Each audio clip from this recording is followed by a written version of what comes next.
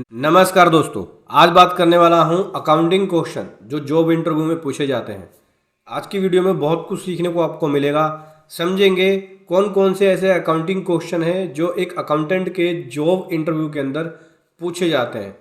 चलिए समझेंगे डिटेल में, स्टेप बाय स्टेप। बहुत कुछ सीखने को आपको मिलेगा इस वीडियो के अंदर। उससे पहले बताना चाहूँगा, जो भी भाई बंधु मेरे चैनल पर पहली बार हैं, इस वीडियो को पहली बार देख रहे हैं, जिन्होंने अभी तक सब्सक्राइब नहीं किया सब्सक्राइब कर लीजिए, साथ ही साथ बेल आइकन पे भी क्लिक कर लीजिए ताकि इस तरह का कंटेंट आपको मिलता रहे।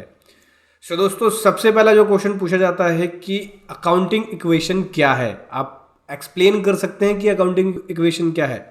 तो accounting equation asset equal to liability plus equity होता है, जहाँ पे एसेट कंपनी के रिसोर्सेज को दिखाता है और डेट्स कंपनी के लायबिलिटी को दिखाता है, और जो ऑनर्स की इन्वेस्टमेंट होती है वो कंपनी के इक्विटी को दिखाता है।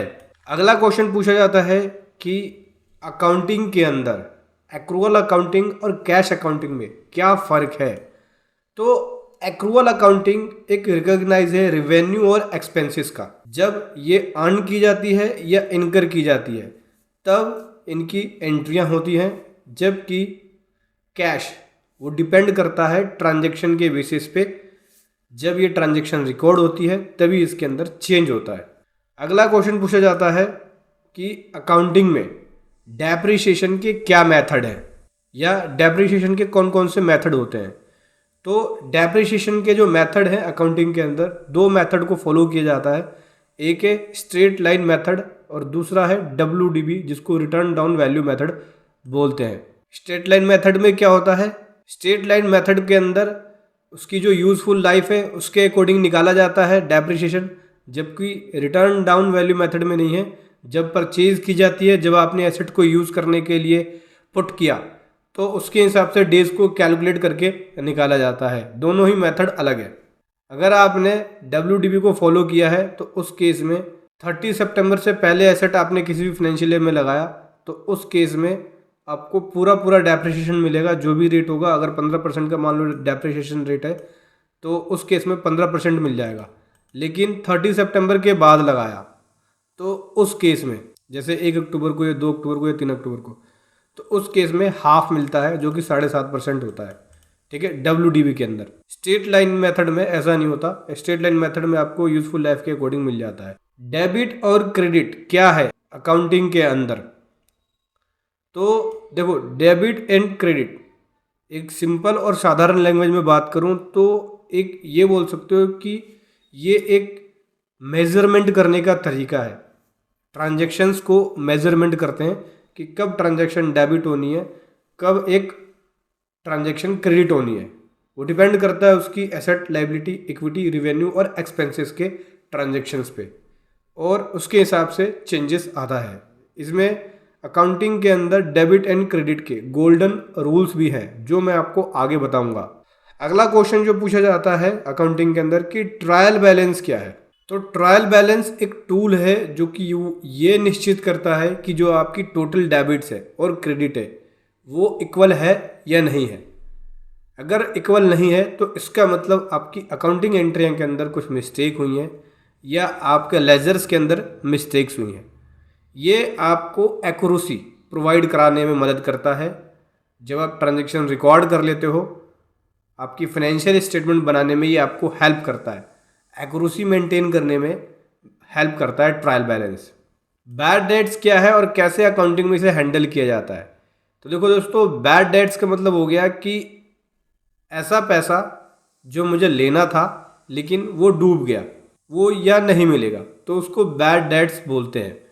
ठीक है, अकाउंटिंग प्रिंसिपल्स के अंदर या अकाउंटिंग के अंदर इस तरह के बैड डेट्स को कुछ टाइम बाद राइट ऑफ कर देते हैं। राइट ऑफ इसलिए करते हैं क्योंकि ये अनकलेक्टेबल अकाउंट्स होते हैं, इनसे अब कलेक्शन नहीं आना। डिफरेंस क्या है जर्नल में और लेजर में। तो जर्नल एक इनिशियल बुक ऑफ एंट्री है जहाँ पे ट्रांजैक्शंस को रिकॉर्ड किया जाता है क्रोनोलॉजिकल ऑर्डर में।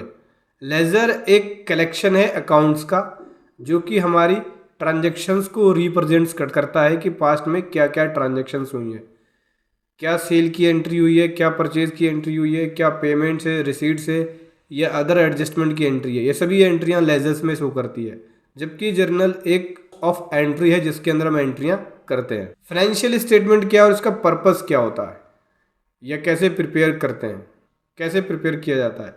तो फाइनेंशियल स्टेटमेंट के अंदर balance sheet, profit and loss account और कैश फ्लो स्टेटमेंट होता है, जो कंपनी को फाइनेंशियल डिसीजंस लेने में और उसके फाइनेंशियल परफॉर्मेंस और पोजीशंस को बताता है।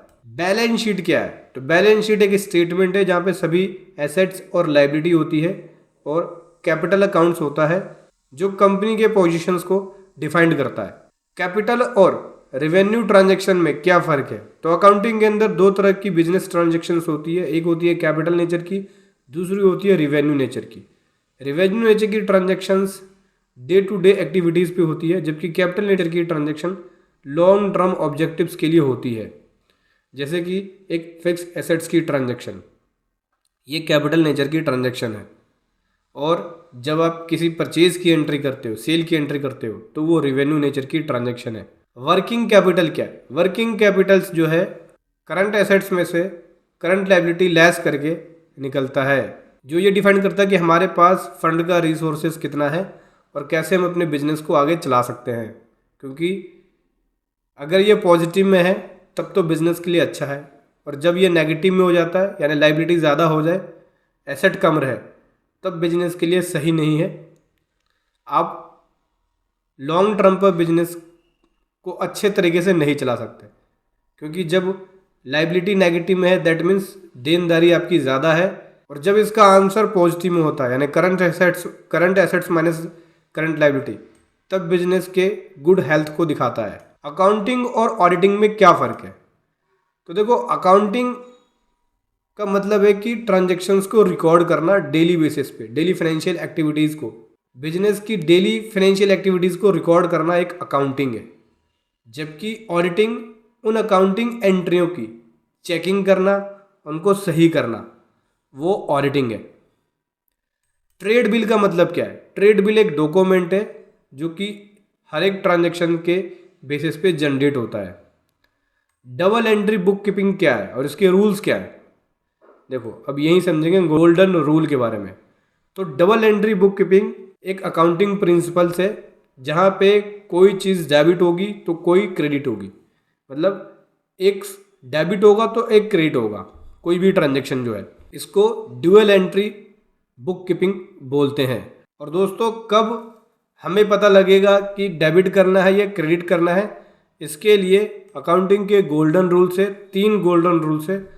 पहला, अगर अकाउंटिंग ट्रांजैक्शन पर्सनल अकाउंट्स की हैं तो उस केस में डेबिट करना है रिसीवर को, क्रेडिट करना है गिवर को। और जब अकाउंटिंग रियल अकाउंट के केस में हो रही है ट्रांजैक्शंस, तो डेबिट करना है जो आया और क्रेडिट करना है जो गया। नॉमिनल अकाउंट का केस है तो उस केस में डेबिट करने हैं सभी एक्सपेंसेस को और क्रेडिट करने हैं सभी इनकम को। ये 3 गोल्डन रूल आपको याद रखना है, क्योंकि इसी की बेसिस पे सारी डबल एंट्री बुक कीपिंग होती है।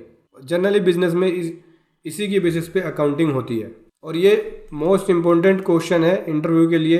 अगर इंटरव्यू के नज़रिए से देखा जाए तो ज़्यादातर इंटरव्यूअर ये क्वेश्चन पूछ लेते हैं। अकाउंटिंग कितने प्रकार की होती है? अकाउंटिंग 3 प्रकार की होती है, फाइनेंशियल अकाउंटिंग, मैनेजमेंट अकाउंटिंग और कॉस्ट अकाउंटिंग। ये ब्रांच है अकाउंटिंग के। ड्यूअल एस्पेक्ट क्या होता है अकाउंटिंग के अंदर?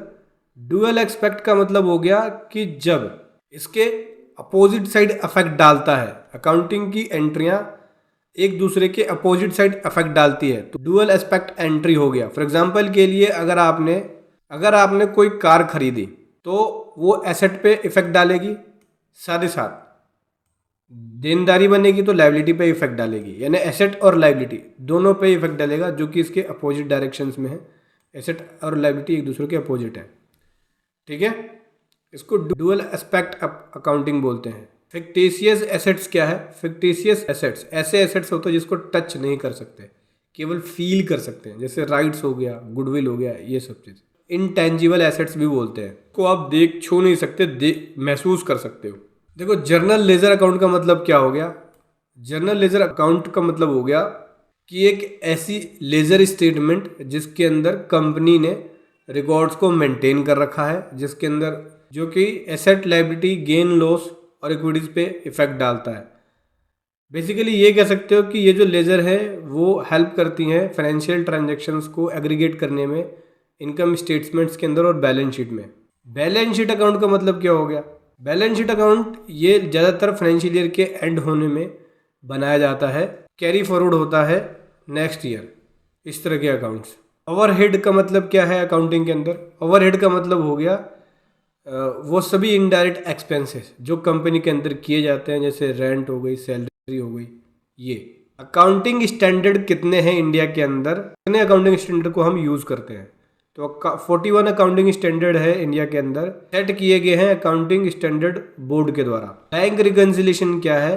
बैंक रिकन्सिलेशन एक ऐसा प्रोसेस है, एक ऐसे ट्रांजेक्शन है जहाँ पे जो बुक्स ऑफ अकाउंट के अंदर बैंक मेंटेन कर रहे हैं और जो बैंक स्टेटमेंट मेंटेन कर रहे हैं उसको आपस में मैच करना ही बैंक रिकन्सिलेशन कहा जाता है। GAAP क्या है? GAAP को यहाँ पे जनरली एक्सेप्टेड अकाउंटिंग प्रिंसिपल्स बोलते हैं, जिसको इशू किया जाता है ICAI द्वारा।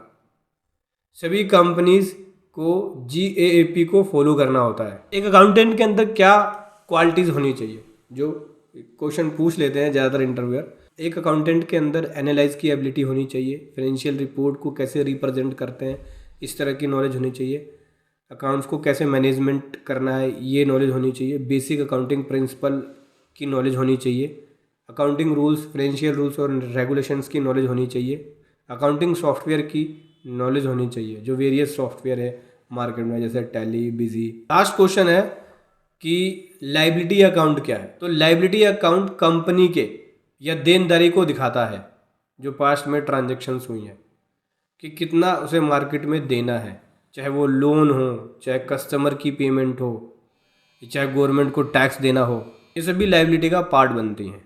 तो समझ गए दोस्तों, ये है अकाउंटिंग क्वेश्चंस एंड आंसर जो कि एक अकाउंटेंट के जॉब इंटरव्यू के दौरान पूछे जाते हैं। वीडियो कैसी लगी ज़रूर बताएं। Thank you so much. जय हिंद, वंदे मातरम।